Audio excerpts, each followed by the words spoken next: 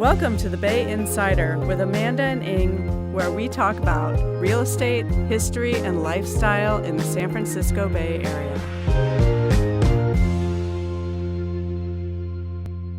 Welcome back to the Bay Insider. I'm here with Ing, and we are doing our new format, outdoors market outdoors. Yeah, March update. Yes.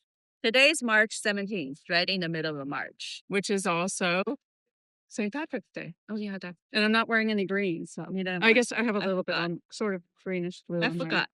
Anyway, all right. How's March going so far? It's marching right along. Marching right along. Crazy as always, I would say. Yeah. I mean, when we talked in February, we gave a couple examples of things that were going on and kind of about where the market is going. And I think we can pretty much solidly say it's continued in that vein, right? In most years, like it kind of calmed down, but this year, no, it kept on going, right? Yeah, I mean, we're just, the inventory has been incredibly tight. Like the month's supply, right, is down like 35. 40% is what we gathered from our site network. Yeah. And I think in San Francisco, I mean, you never really have a huge month's supply. Like I think I've read, they say, healthy month supply is like, 4 to 6 months or something. We never have that. We have maybe 2 months, if that. Right. But now, like a month and a half. Now it's like just over 1 for all of San Francisco. And then, of course, I keep a keen eye on Glen Park, which is 0.8. Yeah, months. There's no inventory. Let's just say that. Which if you don't know what month supply means, it's basically if no more new inventory came onto the market, how long would it take to sell out of the inventory that we currently have? Yeah, and that month's number includes the whole marketing period as well. Like, from the time you go on market, just put things into perspective. So it's very, very quick. The market is highly, highly competitive. We want to give you some examples of what we saw. We think that might be the most helpful. And those are the examples either one of us worked on or close to during last 4 weeks. Mm-hmm. So let's start with what? I would say one of the biggest ones, because they did end up getting 34 or 35 offers. I don't know ultimately exactly which it was. Yeah. But so we know a lot of people who put offers in on this property or considered putting offers in and didn't. I did. 1426 8th Avenue. That's at Kirkham. Inner Sunset, which last time we were talking, we talked about 1649th Avenue. Right. Which I kind of feel like from watching the market, for me, that was like the first one where I said, oh everything my God. kind of blew up, right? This is crazy. And I remember saying at the time, well, this is an outlier. This is somebody who wants to, just really wants the house and they're going to pay whatever they can. But guess what? It doesn't seem to be an outlier. No, but this trend continues because you will hear from every single example we're going to give you, the same story continues. And there are a lot of buyers out there and a lot of buyers with deep pockets, I would say. Deep pockets, cash for sure is one of the things, or a large percentage down. Yeah. And the thing that was interesting with the 8th Avenue property is, my offer effectively was about 3.2, somewhere around there, 3.25. And we were in the bottom of the top third for the offers that were submitted. So that one ended up, I guess I should tell you. Let's tell us, tell our viewers a little bit about the house. Yeah. So how big is it? So the house was 2,443 square feet. Okay. It's kind of a marina style. Right. But it's close to the train track. I got to remind you that, right? I remember that's fairly close to the train track. I mean, it's between Kirkham and Judah. Yeah. Beautiful house inside. They did amazing updates on this property. The current, or the people who just sold the property, they bought it in 2020, and then they made a lot of improvements since then. How much did it pay for? They paid $1,730,000. Okay. And then the property was listed at $2,295,000. As we already mentioned, got 34 offers, and it's sold for $4,100,000. And that was the sales price. But my understanding is that the buyer also paid the buyer's agent commission. On top So of effectively, it makes it a higher sales price. yeah, Um, yeah. So 4.1 million, which effectively put the price per square foot at what? about 1,700 a square foot. Which is pretty high for inner sunset. Yeah. Yeah. I mean, you hear the numbers we give you, and for the longest time, if you go back to watch our earlier episodes, it's we use $1,000 for the whole city. Right? Don't stop laughing, but that's just completely Yeah, I mean, that was kind of like the rule of thumb, right? It was right. like middle of the road, somewhere around 1,000 a square foot, plus or minus, Plus if and you minus, had nice obviously updates. higher and lower, but now it's completely just not relevant Yeah, at I mean, this when you were point. looking at 1,700 a square foot, you're looking at like Pacific Heights and things like that. Typically, Sure. Yes. Or Noe Valley not or inner something. sunset. Yeah, not inner side. Noe Valley, 1700 Yeah, would seem to be reasonable, but for more really reasonable. done up, like Correct. newer construction. Top of the line property. So there's new. It's a different world now. Is what Yeah. I'm saying. So did you say how much it was sold for? I Yeah, don't remember. four Okay. one. Okay. 4-1. So that's pretty high. As we mentioned before, the 1649th Avenue, which is kind of in my eyes the one that kind of started this Started domino this. thing. Yeah. That was 4,050,000, which we all thought, oh my gosh, that's crazy. And this one went higher. Even higher. Yeah, Yeah. Even higher. yeah, I will say the other house has more curb appeal, better definitely. location. Yeah, Maybe not as done, yeah. but this one actually went even higher. So yeah, So there you have it. the So there you have it. craziness. Yeah. Well, and I think the really important note on that in terms of understanding the market and where it's at right now is Yeah. that they got 34 offers. Yeah. And the vast majority of them, I think, were over 3 million. I don't know Oh, exactly, but I do know, where we stood in the top of the bottom third. So those are a lot of people that haven't found a house yet, that are that's still still out looking. there looking. So, Um, which means those people are willing, yeah. more than willing to pay the premium when the next one comes along. Right, and now this just made the new comp, right? So in Correct. So terms the of next looking house will back. even go higher. I mean, if the supply Maybe, maybe. continues away. Yeah. I mean, yeah, and like we've talked about before, we have kind of, just this crazy recipe of very, very low inventory, very high demand, Yeah. and so that's what's pushing this up, and I'd say when you say, like, the hottest neighborhoods right now are Inner Sunset, Noe Noe Valley, Valley, Glen Park for sure, but Glen Park, but there's there's nothing, nothing, right? But it would happen. nothing. It would happen. West Portal, West Portal, okay. there's nothing either. Yeah. I mean, almost nothing. Uh, Forest Hill has Oh, nothing. and then the Richmond too, I've been hearing, Yeah. and pretty much all of the Sunset District, I've been hearing a lot of Yeah. people looking out there. I mean, it's cheaper. It's a little different price range. Sure, So you're not going to say $2 million over, but percentage sure, wise, it's probably the same, sure. right? I want to talk about a couple of them in Knowing Valley. If that's Mhm. okay, then we can move back to Yes. the rest of our examples. 3853 22nd Street. This is a lovely, lovely house on a very flat block of Noe Valley. Prime location, beautiful house. Up the hill, but on a flat block. Correct, up the hill, but flat. Mm. 3 bedroom, 2.5 bath. Officially, it's 2,100 square feet, but there's another living area that's not included. So it's roughly about 2,500 square feet. It was listed about 2,627, 26. He had 80 some disclosures out.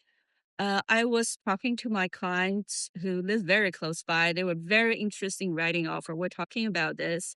At that time, we thought, okay, maybe get to $4 million. Uh, that was Right. our estimate based on what we know. Um, and guess what? It's almost $4.6 million when they close. Yeah, 4,575,000, which comes out to 2,000 2,175 a per square square foot. foot, which is not unheard of in Noe Valley. Noe Valley has very fancy done houses, but this is not. This is partially done, right? It was renovated, but not newly renovated, and still needs work. Yeah, they did Uh, have seismic updates and things like that, and right. so and I think I think the fact that you're talking about, like, it's a flat block, but up the hill, I think that's a very desirable kind of micro location. Yeah, yeah. When he first showed me $2,000 per square feet, but I didn't believe him. But he was right. He was absolutely right. This is one of the crazy ones. So it's almost $2 million above asking. Yeah. And I think to me, the crazy part about that is that there were 80 disclosure packages out, Yeah, which tells you that there's at least 80 parties out there who are looking in that price range and high ready. threes at least. Yeah. Most people probably didn't get to four. Oh, right. Also, on that on this one, because we have been looking at the neighborhood very closely for a while now. I would say the same house, if had it been on the market towards the end of last year, we could have gotten for high threes. Hmm. Under four for sure. I say it now, 3.6, 3.7 might just even do it. Yeah. so so here you go. Yeah. And then the question is, is this temporary? Is this long lasting? My opinion is that it will calm down, It would come down somewhat. but I don't think we're going to Somewhat. see some huge No. depreciation or, something like that. No, But definitely not. I think we're not gonna see the $2 million over repeat over and over. It might be $1 million over. It's more likely, right? Don't you think? I mean, it keeps these large percentages over for the desirable houses. I mean, there still are some places that sit sort of, Sort but of. yeah, and even those places, we're seeing some places that have sat that have gone into contract That's right. um now because people are starting to. Yeah, houses that couldn't sell last year, all of a sudden they're gone, right? And you saw the one, what, Curtin? The other one? Okay, we'll get a few more examples. Let's keep on Yeah, going. so you talked so then we also another one in Noe Valley was 323 Eureka at 21st Street, Yes. and that sold, for 1,650,000 went before they renovated it back in 2023.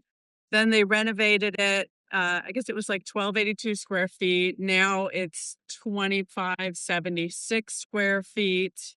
Yes. They listed that property, that At 3.5. and this was Yeah. they went on the market, like, towards the end of February, and what did you say they listed Three it at? five. 3.5. Yeah. Okay, and then they closed, March 12th, so very recently, about less than a week ago, for 4,999,999. Let's just call it 5 million. It's $5 million sale. It's at 1941 per square foot. So again, we're approaching $2,000 per square foot for larger houses. In Noe Valley, what used to be if it's a tiny Right, house, like jewel box right, then type it's easy thing. to get $2,000 per square foot because it's small. Now larger houses Mhm. used to be more like 1,500, Yeah, I would think, right? yes. Now it's $2,000. Yeah, and that one sold 43% over the asking price, which Yep. was not a tiny price. No, but it's just gonna remember the asking price in our Right. market doesn't mean much. I keep on telling my clients, like, you gotta ignore that. And it's so frustrating, I know, for buyers. Yeah. But I would say in the market that we're having right now, certainly there's some egregious underpricing that happens, but I also think that a lot of it isn't necessarily egregious underpricing. It's that No. the agents just don't know where it's going to go either No, no, no. because, Because nobody expects us to go $2 million over, yeah, right? People think yeah, maybe a million. right, Yeah. right. Um, So yeah, so it's always, rather than getting yourself super emotionally involved in something, ask your agent, hey, do you think I have a chance in my budget at this one before you get too emotionally involved after seeing a list price? I would say there will be more opportunities, but just not right now. Hmm. Uh, We got a few more, right? yeah. So the other one, moving. So that's it for Noe Valley right now. Right. Last time we talked about a couple other places in Noe Valley up on 21st, I believe it was. Right. Those two side by side, and that was kind of crazy. So anyway, so Noe Valley solidly in the frenzy state, right? Absolutely. Another one that I was going to put an offer in on, but it went in to contract preemptively, which I'd like to take a quick step back and just talk about preemptive offers It's been crazy. because that's a thing. So that had been a thing, then it wasn't so much a thing. Now it's a thing It's again, become the thing again. Yeah. which, certainly. if someone's willing to throw a totally crazy number out there as a preemptive offer and the seller just wants to be done with it, then I guess it makes sense. But I think for most people, taking a preemptive offer, if someone really wants it, they're going to probably come back and put in an offer. Yes, but it's hard to convince the seller, I think, Not, not to take it. And as agents, we have to present the yeah, offer. So that's where the challenge is, right? It happens when the market is extremely hot, shortage of inventory, buyers are desperate, and their agents and the buyer together, they just decide to put in a really high offer, an hmm offer the seller cannot say no to. So that's the challenging part. The that's what seller, they're hoping. they're Yeah. hoping, right? So a lot of times, seller might just decide to take it, which is probably not the best option for Yeah. them. I mean, it can be. And if Can they be, are yeah. happy, then I guess that's all that matters ultimately. Yes, yes, But like with 1426 8th Avenue, which did very well, yeah, there were a lot of people who wanted to put in preemptive offers, right, but the listing agent had a letter from the seller that same, said, do not present yeah, any preemptive yeah, offers to me. So that's the way that you can be assured that it's not going to happen if they have specific instructions not to absolutely. present And an they offer. did really, really well. I think that part we got to understand that in today's market, the buyer is not likely to walk away in the week Yeah. because unless they find something else better, unlikely, Right. And right? they're probably not going to put in a lower offer than what No, they would do otherwise. They might, but or in a certain circumstance where, say, there's another house that's taking offers sooner than yours is, yeah, but they don't like it as much, right? They might be willing to pay more to get in faster. But ultimately, usually, it's best to just expose it to the to market. the full marketing period and take offers on the offer date is Right. fair competition. Right. There's transparency, and everyone feels better about the whole process. But as a Both buyer's seller and agent, buyer. yeah, but as a buyer's agent, it is important to try to feel that situation Of out, course, right? Because if because there you are situations, the seller is willing.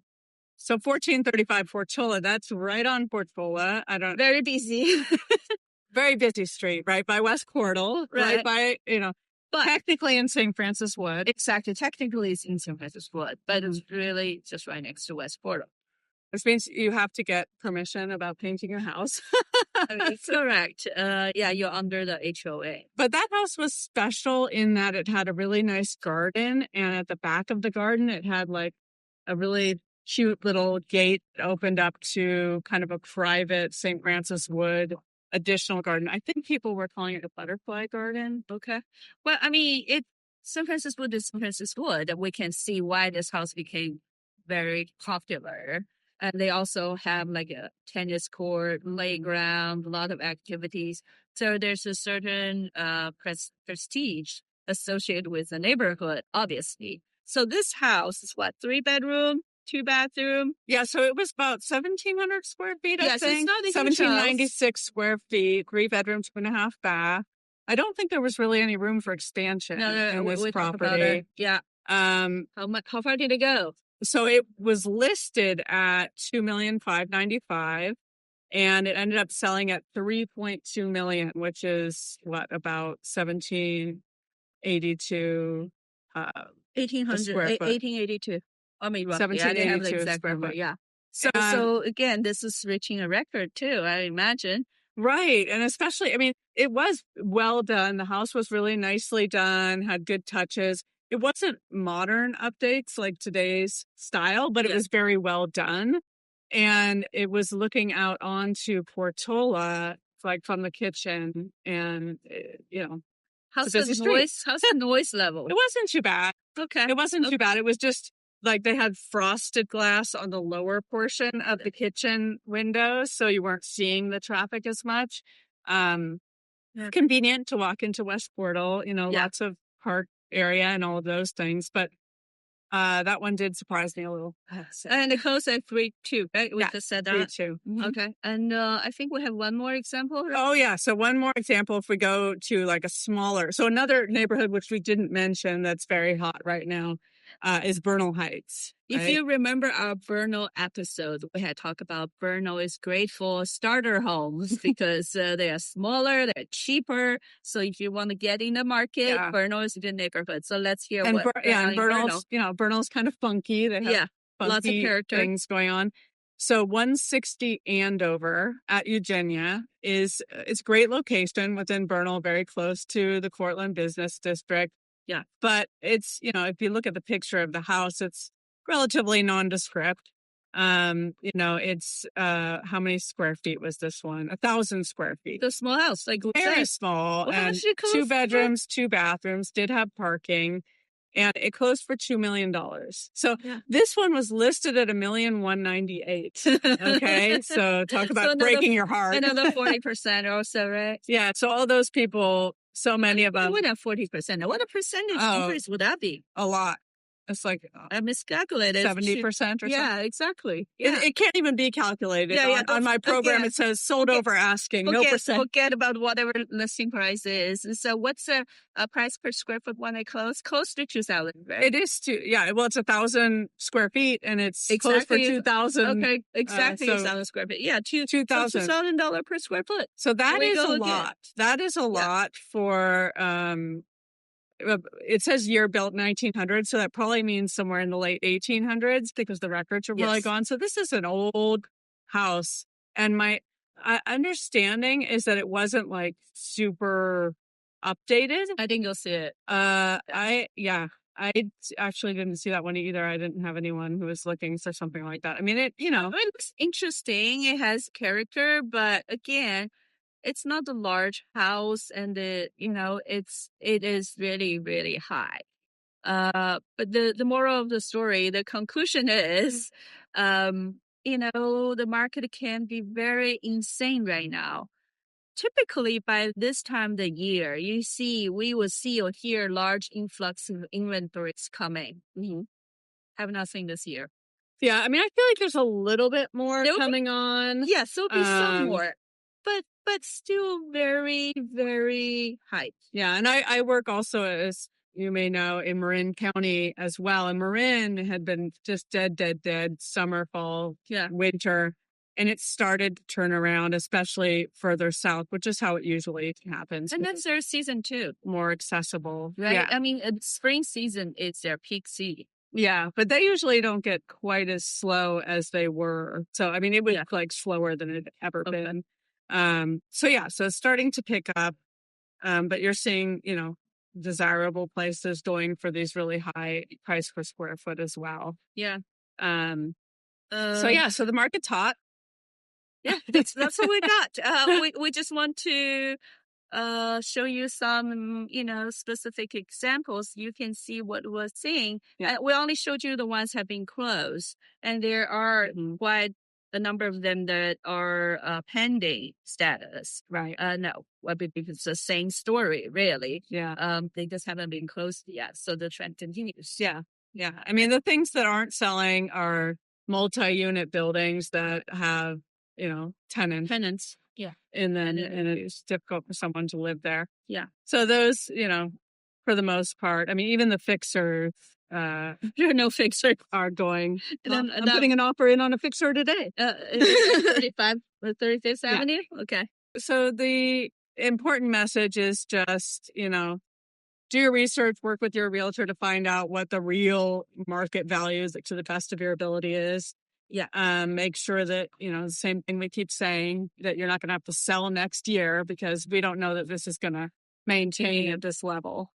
Be patient, understand it's actually a good thing for the city overall that people want to live here, right? I mean, the demand is actually not a bad thing because for a number of years now, we have experienced a rather flat market or down market since 2020, right? 2020 was the peak, 2021 was the peak. Right. After that, it has been sluggish. Yeah, especially for condos. Those are starting to do better, especially in smaller buildings. Exactly. Are doing really well. I mean, some TICs, I've heard, there was someone on Hayes. Yeah. Did you see that one? No. There was a TIC. It was listed. I can't remember right now. I'll have it over the screen, but Was it somewhere like 1.2 something? I think it ended up selling about 2 Oh million. my Yeah. gosh, yes.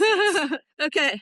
So be patient and really know your numbers. Know what you can afford. Very, very important. And then work with your realtor to see if it's realistic. Yeah. Even. Yeah. Right? So thank you for joining us for Yeah. our second outdoor market conversation. We like outdoors. It's better. It's better. Hopefully you like it too. But let us know. Yeah. What do you think? Yeah, absolutely. And we will check back in next time. Yes. Give you an update on how things are going. Okay. All right. Thanks for joining us. Bye. Bye.